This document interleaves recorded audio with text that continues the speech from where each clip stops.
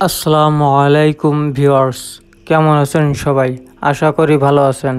আলহামদুলিল্লাহ, আমিও ভালো আছি।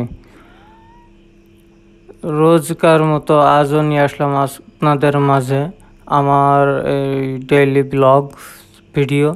এখানে দেখতে পাচ্ছেন দৈনন্দিন কাজের ভিতরে আজ আমার দ্বিতীয় কলা বাগান পরিষ্কার হচ্ছে। এখানে আছে দুই ধরনের সাগর কলা, এক হচ্ছে পোলট্রি সাগর, দ্বিতীয় হচ্ছে দেশি যে সাগর আছে সেটা।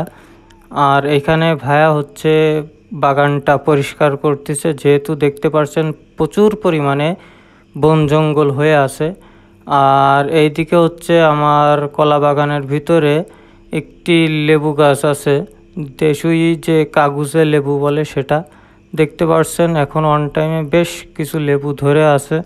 যাক, আলহামদুলিল্লাহ, খুব ভালো।